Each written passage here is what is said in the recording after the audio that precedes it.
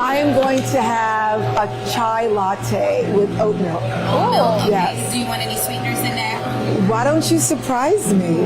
I'll have the same. Yes, please. Cheers. Oh, I smell that. Cheers.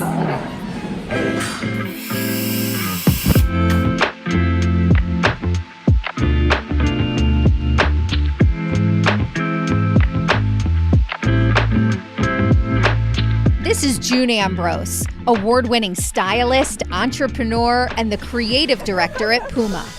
She's the mastermind behind the looks of some of music's most iconic artists, like Mase and Puff Daddy, Missy Elliott, and Jay-Z, who, by the way, calls her his Secretary of Style.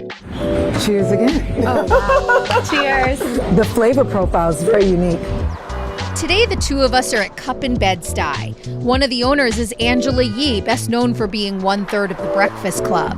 I grew up on the shoulders and on the backs of really strong women.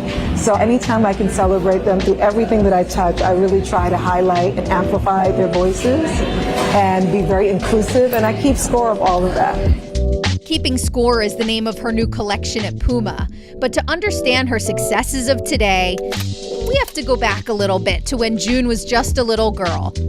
So you were a theater girl. I was a theater girl. Yeah, I studied theater in high school and continued to do theater after I graduated, but realized that it would be nice if you had some money. So Everyone at some point in their love and dream of the city has that moment of like, oh wait, but how am I actually going to make money to live here? I took a job at an investment banking firm, which was very helpful because it really taught me financial literacy and prepared me to go off on my own and start my own business.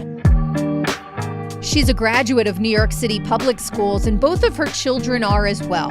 She loves the city, but like most New Yorkers, believes there's always room for improvement. What do you think about Mayor Adams? Mayor Adams and I are both vegans, and I met him when he started his vegan journey, and I'm in his vegan book. So, you know, listen, he has a really tough job. No job in leadership is easy.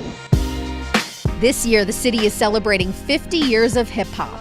June played a pivotal role in getting hip-hop artists to be taken seriously by the mainstream media by styling them in decadent, high-fashion looks. It was because of the visual imagery. I think it really helped people to pay attention, to listen to music that was considered alternative. Yes. It was considered an alternative genre of music, like Not rock and that roll. long Rock and ago. roll was secular. It was like bad. Gangster hip hop music was considered the same way that parents looked at rock and roll music. I think they looked at hip hop music. Yeah, like bad for the kids. Bad for the kids. But I looked at it as poetry. I looked at it as a way out, as a vehicle. And I wanted to be able to help to shape that narrative in a way that I saw it 20 years from now. With an extra shot of June Ambrose in Brooklyn, I'm Jamie Stelter, New York One. Thanks for watching our YouTube channel. For more stories in your communities, click the subscribe button right here. You can also download our app or watch us on TV for the latest news and weather updates every 10 minutes and more. We'll see you then.